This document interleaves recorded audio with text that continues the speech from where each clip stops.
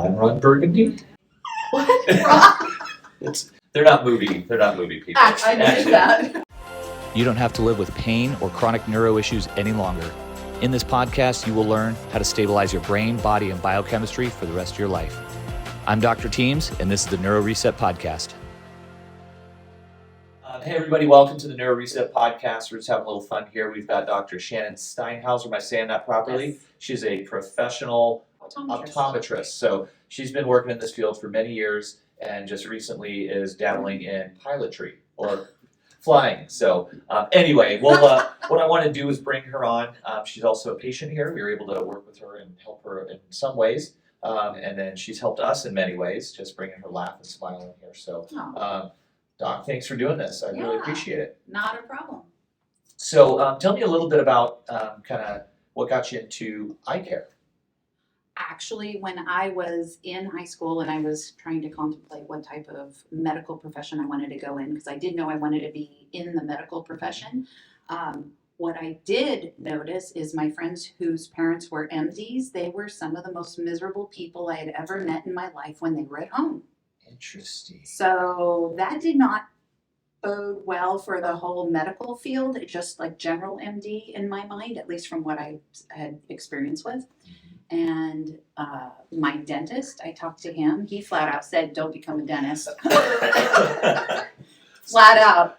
And, hey, at least they're honest, right? Right. Yeah. He was like, I cause people pain and charge them money. They don't like you.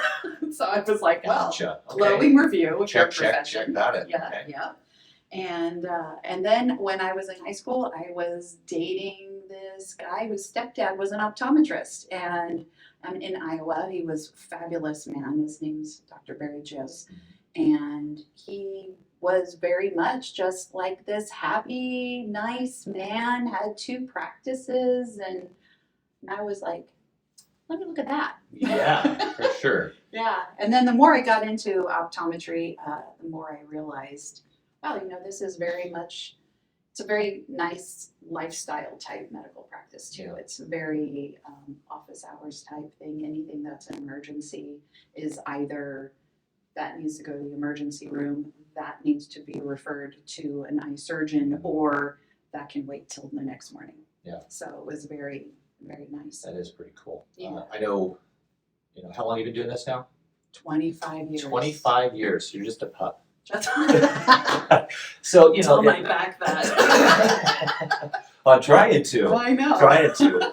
And so what kinds of things are you doing in the office? Or I guess a better question, I think, is how has eye care changed over the years? What's technology doing to make your job easier, harder, but also really cool outcomes that like maybe a handful of years ago we couldn't achieve? Right. Well, optometry is constantly changing and evolving. Optometry is a legislated profession too. So a lot of what we can do is also what we can get passed legislatively.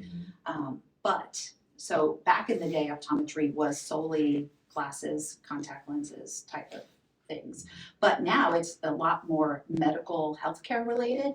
A lot of what I monitor specifically are the ocular complications of systemic health diseases. So diabetes, high blood pressure, sleep apnea, all those things will show up in the retinal vasculature, and that's what I monitor. Now, technology-wise, even when I was in school more than 25 years ago, at that time, the training was all how to collect the data and get the views and get the imaging so that you need it. Now, the technology has progressed such, the ultra wide field retinal cameras we use, our standard retinal cameras will get like a 45-degree view, but the ultra wide fields will get a 220-degree view. And yeah, it's tremendous. So past view of we're talking the retina, right? Of the retina. So past 180 degrees. So pretty much anything that could be potentially visually threatening can be imaged. And not only that, the way it's done, you can go up to the top layers of the retina or see underneath the retina. And so it's just amazing amount of data, and to be able to monitor changes in someone's retina annually with an ultra wide field retinal image is just tremendous. So instead of having to spend my time collecting the data, now I'm analyzing data rather. And so it's just made things incredibly more efficient. Sure, it's kind of refocused what you're actually able, like, doing. Yeah, with it, absolutely. So this type of technology, is this something you find in a lot of offices? That particular type of technology is getting adopted more and more. Retinal imaging in general is not a requirement, even though it probably should be. But the ultra wide field retinal imaging is great. The other technology that has just been a game changer that was really only in the research universities when I was in school is called optical coherence tomography, or OCTs, which is almost like getting MRI slices into the layers of the retina right at the macula, the most important part of the retina. That's pretty cool. Oh my gosh, things, and there's even like new disease entities that have been defined because we can actually see them now. Wow. So I can see into the retina. In fact, just yesterday I had a patient on her retinal image looking directly at her. I couldn't see anything, but the OCT could see, like, underneath her central vision were like 3 fluid pockets. Oh, wow. That before, those would have had to leak and damage her vision pretty significantly before we would have even known there was anything there to even refer her for treatment. Wow. So that type of situation, people aren't going to notice any symptom per se until the problem's already presented. Right. So you're able to catch it way ahead of schedule, right? Absolutely. And the fact that we have 2 eyes, the eyes, you know, they always say you don't see with your eyes, you see with your brain. I always say they're like input devices to your computer. Your brain puts this information together, and it can hide a lot of visual problems if one eye is doing better than the other. Sure. And sometimes the patients are in the chair, and it's not until the technician's working them up and makes them cover an eye and makes one eye do it solo that the patient even realizes that there's something wrong. Now, it's funny you mention that, because we're playing around with some of our technology as we go. As all of the, like, these screens that we use get more and more clear, we tend to notice that somebody might have more of like a dominant eye, right? And so out of curiosity, is there a typical dominant eye out there in the human population that you're aware of?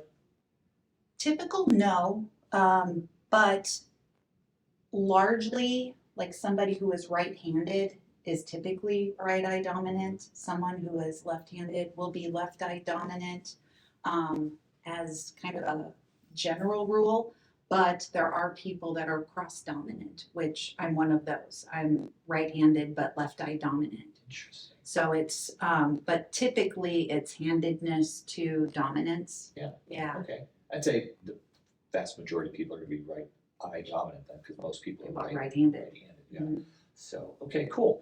Now, in terms of getting into maybe, well, let's talk about a couple things that people can do on a regular basis to make sure that they have healthy eyes, to avoid, I don't know if you can avoid cataracts or macular degeneration or any of those things that tend to seem to be pretty prevalent these days. And Yeah. what kinds of things, whether it's nutrition or just upkeep, is there available for people to really keep their eyes like in tip-top shape? Generally, UV protection on your eyes whenever you're outdoors, period. Even on overcast days, because UV damage is exactly what cataracts are. That's when the lens of the eye, one of its jobs is to be a UV filter to protect the retina. So that's essentially what a cataract is. Once those get bad enough and cause enough opacity in the lens, that's when the vision actually drops from it, and you have to actually do something about it. UV or blue wavelength light is believed to exacerbate macular degeneration changes. So again, UV protection is huge for that. Antioxidants in vitamins is huge too, because macular degeneration comes in 2 large flavors, wet and dry. And the dry is the more common one of the 2. And antioxidants are where it's at for that. There's a vitamin formulas specifically called ARIDS 2 formulas, which are vitamin C, E, zinc with a copper balance, with also some carotenoids of like lutein and zeaxanthin in them also. Very cool. Very just protective, and then avoid being around smokers like it's your job. Really? People who live with smokers, smoke themselves, work in environments that are smoky, like casinos. I mean, even they will get a lot of damage to their eyes specifically, and even if they're not the smoker. Interesting. So people that like smoked meats, if they're constantly out there by that, just being around that type of smoke? Not that type, more like cigarette smoke and the Okay. chemicals and the free radicals that come with that type. Okay, so like smoked scotches and things like that are also fine. You're probably fine with Okay, the cool. scotch. Perfect. Yeah. Great. Great, perfect. So, okay, cool. Just checking. Just checking, just making sure. I was like, ooh. So things like anti-inflammatory diets or just non-inflammatory types of diets. You know, you mentioned diabetes, obviously blood sugar, not healthy fats, all the processed foods. Do you make any recommendations like that in your clinic? Yeah, well, for diabetics in particular, I mean, you're covering like huge topics and short snips. Well, we can do a part two. Woo! We can do Yeah. a part two. Swing by, we'll do some more. Seriously, it says like diabetic. So diabetic retinopathy is a huge problem for diabetics of either type 1 or type 2 forms. Diabetic damage kind of happens on a spectrum. How fast somebody proceeds through that spectrum of damage, though, kind of is determined largely by how well they keep their blood like glucose lifestyle levels. and things Yeah. like that. The number one thing that determines whether or not somebody will ever develop diabetic retinopathy is how long they've been diabetic. So even a diabetic who keeps their blood glucose levels like at a really optimal level for a long period of time and they keep their A1Cs in a good range, they can still develop some mild diabetic retinopathy versus someone who doesn't keep their A1Cs and their glucose levels at a good level. They'll just move through those spectrums like really rapidly and they'll get a lot of diabetic retinopathy where we have to actually refer them out to get lasering, Oh, yeah. anti-VEGF treatments, which are these medications that are injected directly into the eyes for macular edemas that are diabetic macular edemas are the second most common diabetic damage and the most visually threatening. Interesting. So is that like a precursor to the retinopathy, or is They almost run independently of really? each other. Okay. Yeah. Interesting. Do we run risk of like short-term retinopathic types of presentations, or does it really have to be like long-term? I would say it's probably more long-term exposures to things like that, more in I kind of think of it more as like A1C concept, where it's more like a 3-month snapshot rather than a single episodic day or like a high sugar, high intake day, one day. I don't think is going to do anything to you versus if that's your lifestyle. Yeah. And so, interestingly, if anybody's not familiar with what A1C is, your HbA1c is your hemoglobin A1c. So basically the way to describe it is it's your red blood cell, and it's measuring how dinged up that blood cell is getting, Mhm. right? And so the way you can think of it is like a school bus that transports all these different things, and it basically goes through a hailstorm and starts getting beat up significantly the higher levels of sugar there is. Because we get these called glycosylated end products or advanced glycosylated end products, which is basically blood sugar that's been in the system too long, causes an inflammatory response, causes this free radical activity, which is where all those antioxidants come in, Yep. and it just beats up the delivery system, the school bus, right? Mhm. So by the time it goes 60, 90 days, which is generally the lifespan, maybe Of a red blood 120 cell. days of a red blood cell, the more dinged up those get, the less they can deliver things like oxygen, nutrients, iron to, keep every cell alive, which are also in the retina. And Yes. so, because they're so highly metabolically active, this is where these problems occur. Typically farthest from the heart, right, and then the very tiny capillaries, which is Right. where people get their tingling. Peripheral numbness. Yeah, neuropathies. peripheral neuropathies. starts Tingly in the- fingers, Yep. tingly toes. In Mhm. fact, I'm always explaining that to my diabetic patients. The eyes have also some of the smallest blood vessels of the body.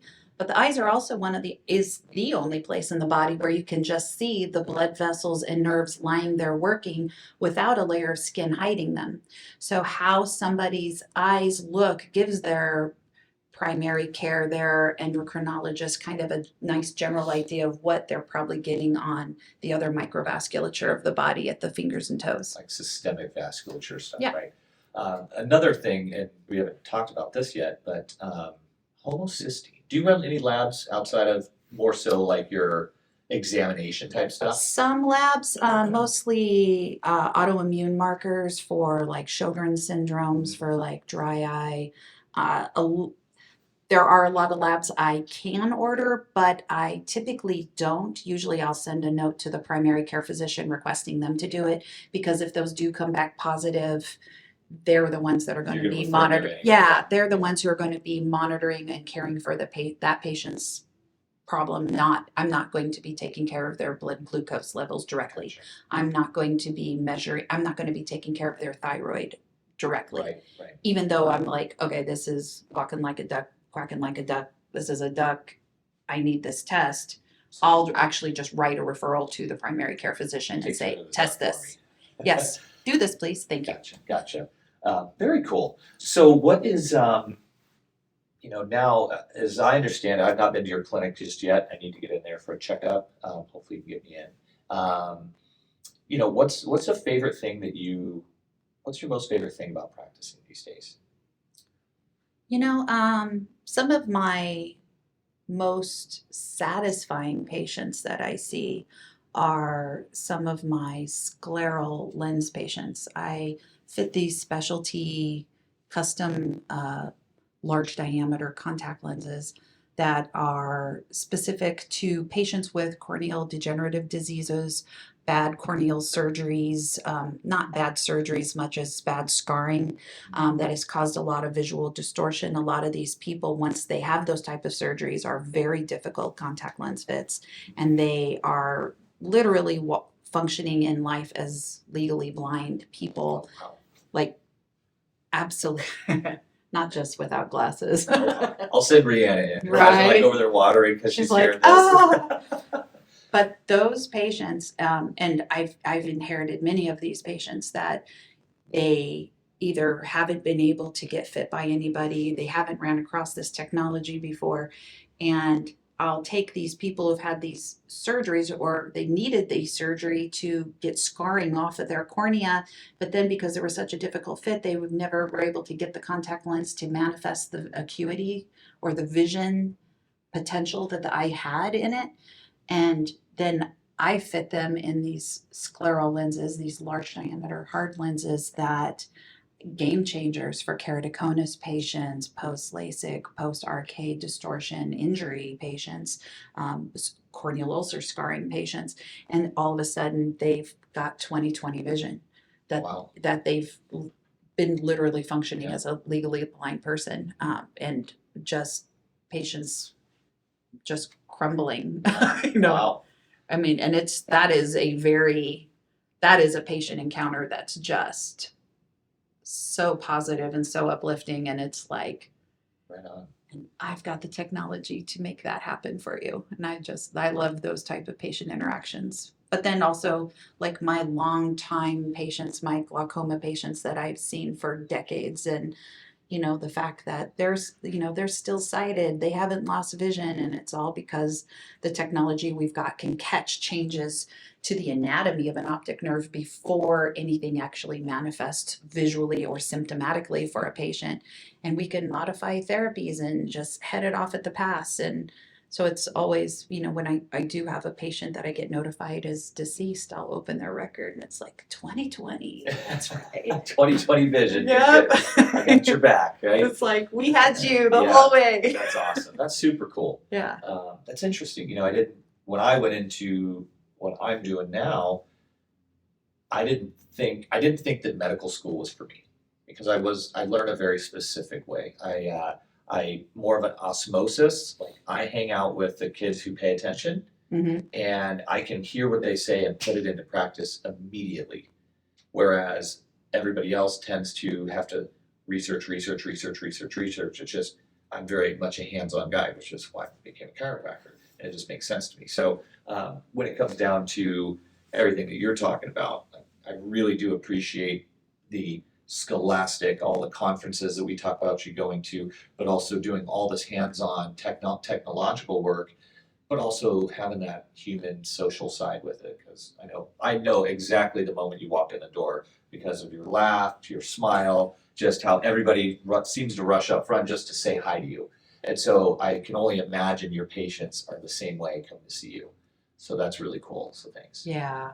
Yeah, I do have a very loyal patient following, and that's incredibly gratifying that I've had them follow me from different practices. Even when I was teaching at the university, they'd show up there, and I'm just like, this is amazing. Right And on. it really helped with when we did open our own practice, just kind of cold in 2013. It just grew tremendously, just so fast, so rapidly. They said, oh yeah, you probably won't even be, breaking even for like 5 years. And we were there in months, and it was just, because of how amazingly loyal and the patients have been. And Yeah. And it's just a reflection of your care. Not only do you care, but your level of care that you provide, bringing in the right people to help care for them. yeah, and then my staff is just tremendous. It's like my front desk lady, she's been with me since 2002. And so she just teases patients relentlessly and gives them nicknames, Yeah. and they eat it up, and it's so great. And they just hear her voice on the phone and they know exactly. So it's like, and the whole office vibe is very happy, laughy, jovial. It's like, because the things we're taking care of and having to tell people aren't always the most happy, like positive things. Some of them are very scary. The thought of losing your vision is probably some people's number one fear, health or medical wise. So when the rest of the environment is very positive, happy, it's not as harrowing of a diagnosis to For sure. receive. Yeah. So yeah. All right. Well, I'm just, we talk business, we talk patients, interactions. We talk a lot of shop. Excuse me. We talk a lot of shop when you're in the office here, and I really appreciate the way you seem to run the business, because it's still always about the patient care. And Absolutely. I think these days with all the tech and everything moving so fast, it's easy to lose track of that. Mhm. But I could just tell, you walk in here. If you walk into work the way you walk in here, I got to make an appointment. Right? And so, as much as I would love everything to be, puppies and rainbows, sometimes working long days can get you, right? And that's kind of where we ended up connecting. Mhm. I don't even remember how, if it was Facebook or you looked us up or. You know what? I think it was originally a Facebook something where you were advertising that you guys did more of the spinal decompression. I had back problems for so long. I had done acupuncture, craniosacral, massages, traditional chiropractic for years, and nothing ever came of it. And so I was like, let me try this. Yeah. Let me try this. Let me see what this does. And this has been just like game changer for Awesome. me. Yeah. That's great. So if you don't mind telling some people listening, watching, what exactly were you dealing with? Was it, degenerative changes? Was it disc bulging, herniations, anything down the leg? What did it do? How did it affect you at work? Right. That kind of stuff. For me, symptomatically, it was just chronic pain that was just worsening, because everything I do is such a repetitive motion. Yeah. What I do is I'm always leaning forward, hands up in front of me. I'm always working here, or I'm standing beside the patient. And it was getting to a point where I couldn't even stand next to a patient. I would find myself shifting and putting all of my weight on one foot because it was just too painful to be standing for that length of time. Sitting hurting. I mean, I found days where I had to reschedule patients because I was just hurting, and that's enough where I was like, I can't do this today. And which I book out incredibly far. I'm 3-4 months out where there's not even anywhere to squish somebody in. Like a day of rescheduling. Is a big deal, Yeah, because take if it down I'm the road, rescheduling yeah. somebody, they're getting scheduled out in months. And new patients are also, it's very, that's frustrating to me because, I'm still all about taking care of patients, and to know that's like agonizing to me even when I'm sick, just to call in and say reschedule the patients. It's because I don't like doing that to patients. I don't like, because I know even if I was the patient, I wouldn't appreciate that either, especially if I had been waiting 3 months for an appointment and now they push me out another 3. Sure. Yeah. Sure. So that's frustrating. Yeah, I hear you. Yeah. So, what was your experience like here versus some of the other things that you tried to help with this low back stuff? The spinal decompression was really probably the biggest difference. Well, and obviously it just wasn't the same where what I refer to as general chiropractic. It seemed like they always did the exact same adjustments every time. It was like lower back, middle cage, like neck. See you Well, later. Yeah. And it's like, okay. And, you do that enough and you're like, well, that doesn't seem to have changed anything. And when they were doing just x-rays, nothing ever showed up. It was just x-ray was fine. You ordered an MRI and that's when you saw that disc that was torn. And I was like, nobody had ever seen that before. So that was a big difference. The traction, like I said, that was a huge difference. So when they or the previous chiropractors, sorry about your red light. That's good. We'll We get get into some that here shit. in a minute. Squirrel. I know, total squirrel. That's the other thing in our field too. There's like a lot of light energy, like high light energy therapies that are becoming more and more popular. We do intense pulse light therapies for dry eye patients now, and some of the newer technologies is RF in conjunction with intense pulse light therapy for increased myobone production and things like that. I personally don't do the dry eye side of the practice. I was like, I do enough already. Yeah, exactly. We'll I'll hire let for the that. dry eye Yeah, let's hire doctors for do that. the dry eye. Yeah. Cool. So anyway, So, kind of just finishing up with low back. So you came in not doing very well. It was just getting No. worse. right. Where are you at this point? This is probably, I don't know, 3 to 5 months kind of, with your schedule once a week Was rough. the curve, that like momentum curve didn't hit till a little bit later. But I think we kind of expected that. Usually it's like a 3-day-a-week program. And it just works faster that way. It's still just as effective, I think, clearly. But here we are. How are things going now compared to when you first came in? Oh, like tremendously better, like night and day. Now it's like if I do get back pain, it's very intermittent and it's not like a regular chronic, like I have to get up and go take something so I can be functional today. Kind of, there's days I don't even consider taking anything. I've been able to go back to yoga. I used to not be able to sit on the floor without my entire leg going numb. And so it's been a tremendous lifestyle and life quality improvement overall. Awesome. Well, super cool. Thanks for sharing that. I appreciate that.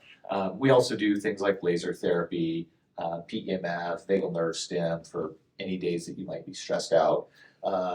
But we try to do it all together so that you get the anti-inflammatory response, get that body to a place where it can heal, and then rehab the freaking disc itself. That's one of the things that I've noticed was missing in my ability to treat people over the last, say, 10 years, is I didn't always have the right equipment, and now we have, I think, in my opinion, all the right equipment. Maybe one more piece of equipment, but generally we have all the right equipment to really help people with these chronic disc issues. So I appreciate you telling your story.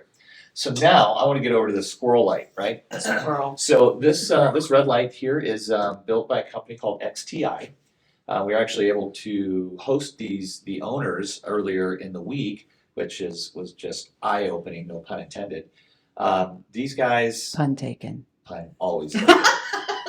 So I don't do a great job yet explaining exactly what this does, but ultimately these guys started off. One of the brothers started off doing all of his research based on plant photosynthesis, energy production through plants. So it was a completely controlled environment, and then he would send pulse waves, pulse light, pulse intensity, just basically figure it out to the point where, okay, this is exactly the recipe that this plant needs to thrive. So it's pretty cool. Measured it, I don't even know how. We just connected things to it and just started like saying, oh, okay, this is going really well. So then they started applying that to like other crops. And so they would start yielding more crop in a shorter amount of time, and it was healthier. Pretty cool. Very cool. Was it different settings for different plant types? Yes. Okay. So they've done about 14 years of research with all of that, and in the last couple, I think 4 or 5 years, they're starting to move into human applications. So it's not like an FDA cleared device, Right. but it is certainly a device that has been making some serious health changes in humans. So it went from plants to poultry, and with different lights. So they use pulse frequencies and things of that nature. Blue light, red light. With the blue light, what they were able to find with these chickens or poultry is they were able to increase the bone density, improve and increase the muscle mass. All of that was achieved through the ability to change and optimize hormone levels. It would calm these birds down, so they would produce more. That, along with the hormone changes, would actually produce more laying eggs. And the healthier a bird is, the healthier its offspring typically is going to be, right? Right. And so they started doing this, and they've run, I'm sure, millions of studies on chickens, or studies on millions of chickens, and they just see this over and over. So then they went to dairy cattle, same type of response, calmer cattle, better production. They moved into beef cattle. They could essentially change the marbling of the cattle based on light exposure. That's interesting because I would think that it would be probably stemming from the calmer effect, because just how almost all health things, they'll almost always go back to, oh, well, are you stressed? Decrease your stress. Correct. Decrease your stress. With- That affects your inflammatory, your hormones, your all this. And all of those things could feed into the musculature, the bone density, all of it. So, I mean, you can kind of follow the path. Yes, and one of the main reasons they're bringing this from animals to humans is, where do we spend most of our time? Indoors, under white light, in front of blue screens, and it's all constant stimulation, right? Right. We're not outdoors, we're not grounding, we're not doing any of this stuff like on a regular basis. And the way they describe it is, talking about evolution, we've got this little teeny tiny piece that has electricity, and which has completely changed our exposure to light. So the way I kind of describe it to patients is, these guys are kind of trying to recreate your sleep-wake cycle with daytime light, nighttime light. And what they do with this technology is it pulses. Basically they create a biphasic response in the retina using chromophores, and they blast it with 660 nanometers, which activates, and then that turns off, turns from cis to trans or whatever it is, and then they hit it with an electron to basically recharge it. And they do that 250,000 times a second. So this is a retinal delivery, where every other red light on the planet is a skin delivery method, including laser therapy, right? There's surgical, right? But Right. when we're looking at this health improvement type stuff, they have the two versions are basically sleep and recovery, and then performance. And so the red being the sleep and recovery, you see The blue ones that caffeinated has a yes, desk. exactly. So that's the one that you'll put like at your desk to basically override all the other light, to basically get that on-off switch going, so that you don't fatigue. Interesting. And so it's really only on, like, the light stimulation is only on 9% of the time. So if you're talking in 1 second, 9% of that second is going to be activation, where the other 91% is going to be turned off. So you don't fatigue at the rate that you would just staring into straight light. Pretty cool. Yes. So I've experienced this light. I've had this at home for about a month, and I can tell you without a doubt, my sleep has completely changed. My sleep changed back in probably 2018 when we started lecturing functional neurology kind of throughout the US, and it was so stressful that it changed my sleep patterns, which I thought was going to be forever.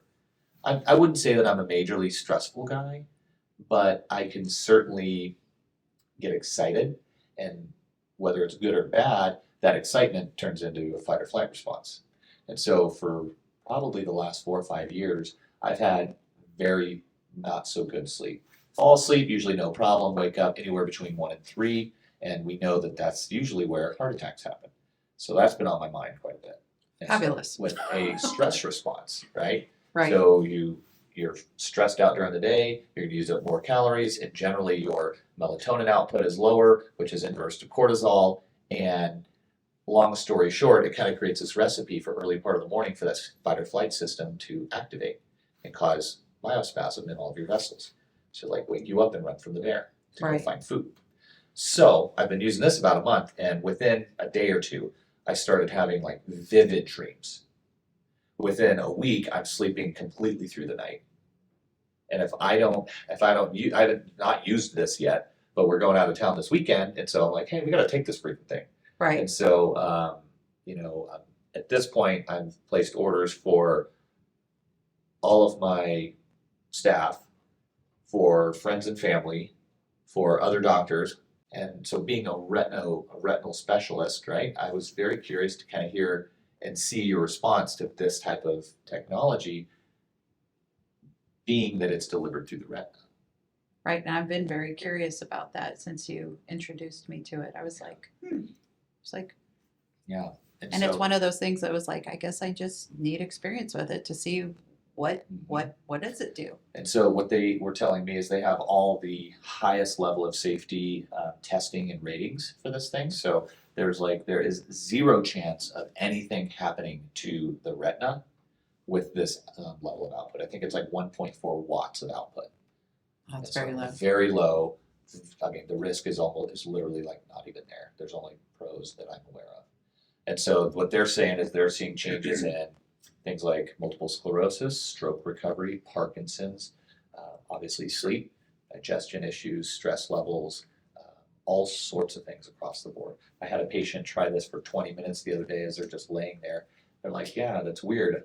The only time I've ever used this on them, they're like, yeah, it was crazy. I laid down with a little bit of jaw tension, which I pretty typically have, and it's gone. And so in certain patients that I see, I'd say the vast majority are highly stressed out. And so this type of application, I'm like, let's just turn that right over here. okay, great. Thank you. Thank you. Yeah. So, like I said, I'm going to get you all set up with one of these, and it's another way to help your patients reach that like sympathetic or parasympathetic dominance to help calm everybody down so that they can be in that healing state. But anyway, I wanted to share that with you and see if it piqued your interest, and I think it does. She's gone a little quiet over there. So, Well, it was interesting because I was talking with a patient yesterday who said, they were basically, the doctors she had seen recently was telling her a lot of her health issues were stress related. And my joke always was, okay, great. Yeah, I'll work on that this weekend. And I was like, interesting. This is actually hey, I'll work on it this weekend. Yeah, exactly. It was And like, the beauty is you turn it on and you just have to have it hit your retina. And so like my wife and I, we put it in between us on the It's couch. not even like direct. It's direct, so this is not the way. It's Right. actually supposed to be like this, like shining at you. Right. And then we have the other lamps do that. But we just set it between us while we're watching TV. So we probably get an hour and a half of that amount of stimulation. But generally we bring it into the bedroom.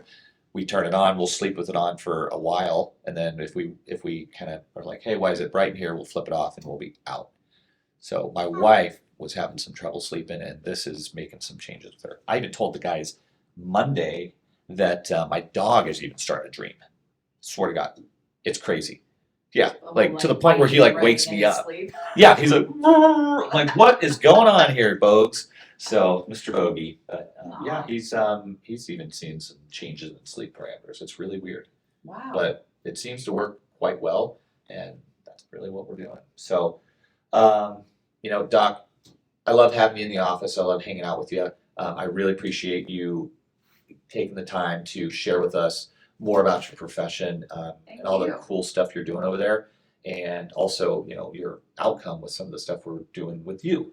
As far as that spine goes. So thank you very much. I appreciate you, and look for something in the mail. If not, I'll have somebody drop it off for you. but I'm going to try to get one of these to you as well. Oh, excellent. Cool. Awesome. Yeah. Well, thank you, everybody. That is a NeuroRESET podcast. Stay tuned for the next episode. And go check out some of the old episodes, see if any of them tickle your fancy, and we will see you next time.